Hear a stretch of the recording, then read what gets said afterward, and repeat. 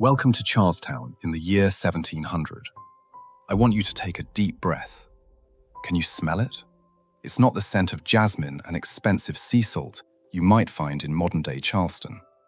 In 1700, the air is thick, almost heavy, with a pungent cocktail of smells. The briny, sulfuric scent of pluff mud exposed by the low tide, the acrid tang of pine pitch being boiled for ship repairs, the smoky aroma of thousands of cooking fires burning local oak, and the underlying, inescapable stench of a city with no sewers and far too many people packed onto a tiny, walled peninsula. You are standing in the most sophisticated, yet most dangerous, frontier outpost of the British Empire. Through the power of AI reconstruction, based on Edward Crisp's 1711 map of Carolina and its inset plan of Charlestown, drawn from a 1704 survey, together with decades of meticulous archaeological digs, we have resurrected the walled city. In this era, Charlestown is barely 30 years old as a settlement, and barely 20 on this peninsula after the move to Oyster Point in 1680. A fragile English toehold on a continent that still feels vast and predatory. This is a place where a man could make a fortune in a single season, or lose his life to a fever in a single night. I am your guide, and today, we aren't just looking at history, we are walking through it. Before we move, look at the ground. There are no paved streets here.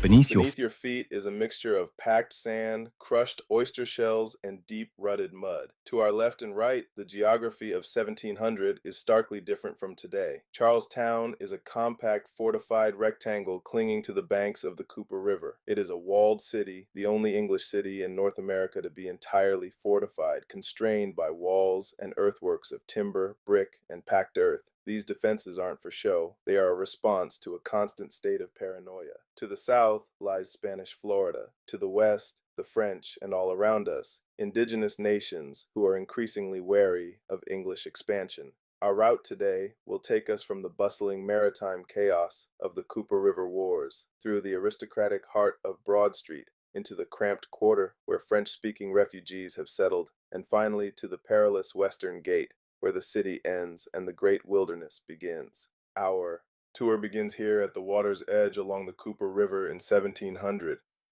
This isn't a peaceful park, it's a frantic, muddy industrial zone.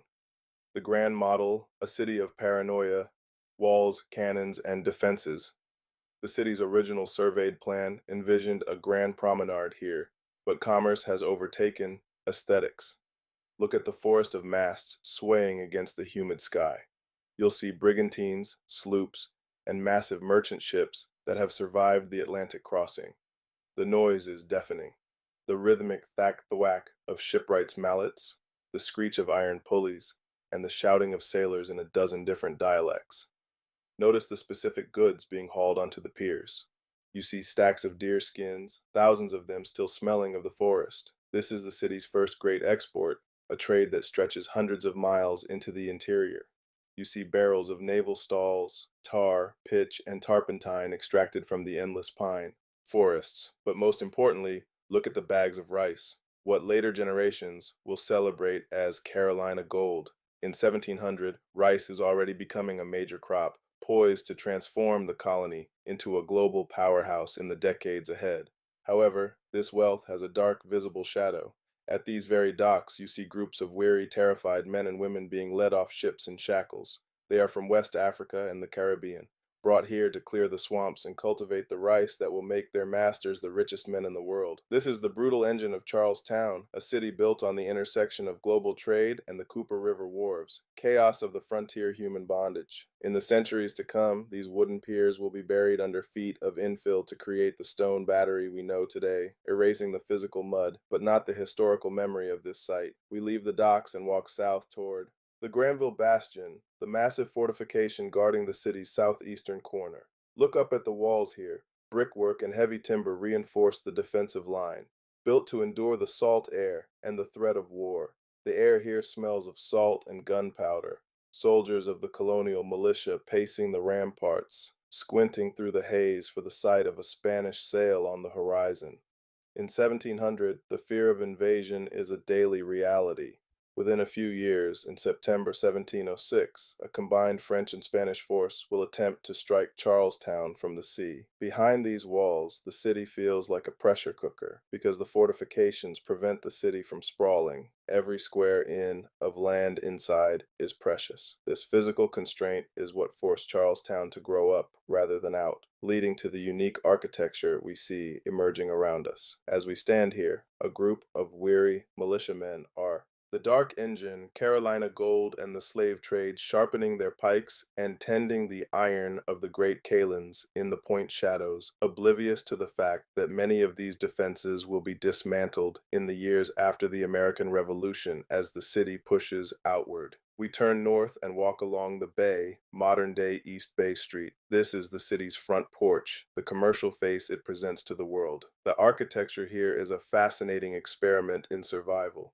You'll notice the buildings are long and narrow, oriented with their gable ends to the street. You are seeing early forms that will over the 18th century develop into what we now call the Charleston single house. Why this shape? It's not just for style. It's practical in this climate.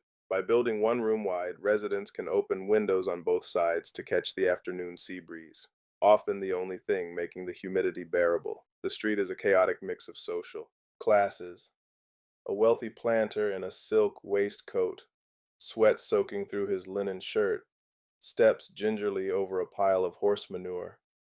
An enslaved woman in a rough Ozenberg dress carries a basket of blue crabs on her head, her voice rising in a musical street cry that sounds like a blend of English and West African gull. Taverns are everywhere here. You can hear the Granville Bastion, preparing for Spanish invasion, raucous laughter, and the clinking of putter mugs coming from the sign of the Three Mariners. Inside, sailors, merchants, and sometimes men with reputations that drift between privateering and piracy are drinking flip, a potent mix of beer, rum, and sugar. 300 years, this muddy track will be the most photographed street in the South, known as Rainbow Row. But today, it's a gritty, bustling, and very smelly center of frontier capitalism. Now, we turn west onto Broad Street, the spine of the city. As we move away from the noise of the docks, the atmosphere shifts. The air is slightly clearer here, and the houses are set further back from the road. This is where the elite live and work. We stop at the intersection of Broad and Church Streets in 1700. This is the center of the universe for a Carolinian. To our right is the original St. Philip's Church. It's a wooden structure, modest compared to the stone cathedral that will replace it, but it represents the immense power of the Anglican Church in the colony. Opposite the church is the courthouse and the watch house. You see a group of lawyers and magistrates gathered on the steps, their faces grim. The Bay and Rainbow Row, taverns, pirates, and trade. They are discussing the latest slave code or debating the boundary lines of new plantations. In the centuries to come, Charleston will gain a famous nickname, the Four Corners of Law, for a different intersection nearby, when later buildings come to represent church, city, county, and federal authority side by side. But today, this is a place of strict social hierarchy. You might see a public punishment taking place here. Man in the stocks for public drunkenness or a servant being whipped. Life is harsh, and the law is designed to maintain order in a society that feels like it could descend into chaos at any moment. We head north into a cluster of narrow, winding alleys in an area that modern Charlestonians now call the French Quarter, a name coined in 1973 honoring the neighborhood's historic concentration of French merchants and refugees. In 1700, you don't hear much English here, you hear French. These are the Huguenots, Protestant refugees who fled the persecutions of King Louis XIV. They arrived with nothing but their skills as silversmiths, watchmakers, and merchants. The houses here are smaller, built with a European tightness. You see a woman in a modest lace cap, hanging laundry across a narrow lane, shouting to her neighbor in the melodic cadences of her homeland. The Huguenots were initially outsiders, often viewed with suspicion by the English settlers, but by 1700 they have become the backbone of the city's middle class. They brought with them a sense of continental style and a fierce Broad Street, the spine of law and order, determination to succeed. In the quiet courtyards, you can see them tending to small herb gardens, trying to replicate the flavors of France in the sandy Carolina soil. This neighborhood will survive fires and hurricanes to become one of the most romantic spots in modern Charleston. But in 1700, it is a testament to the city's role as a sanctuary for those fleeing the old world. As we walk, you'll notice something unsettling. Many of the houses have black crepe hanging from the doors. In 1700, Charlestown is a graveyard for the unwary.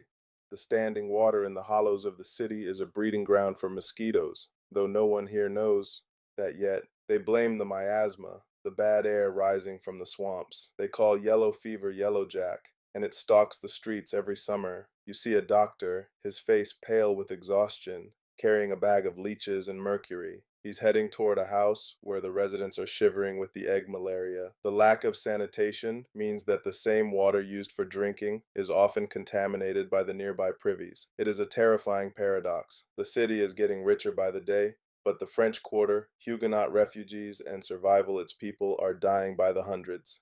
This constant presence of death creates a live-for-today mentality that fuels the city's legendary hedonism and its desperate drive for wealth.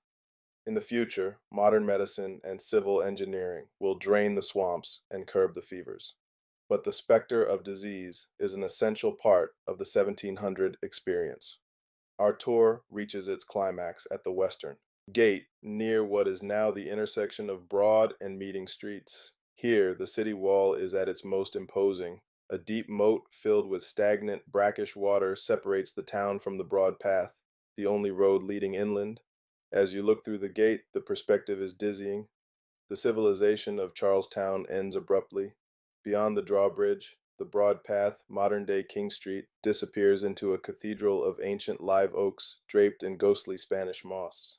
The sounds here change. The clamorous bustle of the city is replaced by the deep buzzing thrum of the cicadas and the yellow jack. Disease and death in the colony, the occasional cry of a red-tailed hawk. This is where the Indian trade enters the city. You see a pack train of 50 horses led by a rugged trader in buckskins coming in from the back country. They are laden with deerskins and accompanied by indigenous guides from the Creek or Cherokee nations. There is a tense mutual respect here. The traders bring knives, kettles, and rum. They take back the skins that clothe the elites of Europe. But just beyond the treine, the power of the English king vanishes. This gate is a reminder that Charlestown is an island politically, socially, and physically surrounded by a continent it does not yet control. One day, these walls will be reduced and reshaped, and the city will expand along this path. But in 1700, this is the frontier of the unknown. Charlestown in 1700 reveals the core, the Western Gate, where civilization ends identity of the city. It is a place of beautiful contradictions. It was born from a desire for religious freedom and the brutal reality of slavery. It was built with European elegance and tempered by American grit. Walking through these reconstructed streets reminds us that history isn't a stagnant thing found in books. It is a living, breathing environment that shapes how we move and think today. I hope this immersion into the walled city has given you a new perspective on the cobblestones and piazzas of modern Charleston. It's a city that has survived fires, earthquakes, wars, and time itself. If you could have stood on the Granville Bastion in 1700, watching the sunset over the Ashley River, would you have seen the world-ass city it would become, or just a fragile outpost struggling to survive the night? But for now, the map of 1700 is folding back into the shadows. We are $1,700 verse 2026, the legacy of the Holy City leaving the walls of Charlestown. But the compass is now in your hands.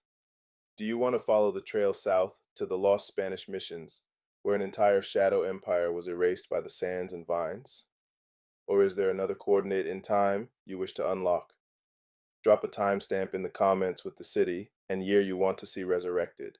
Your choice dictates our next excavation. Subscribe to keep your clearance to the past. I'm your guide, and the dirt is just starting to tell its secrets.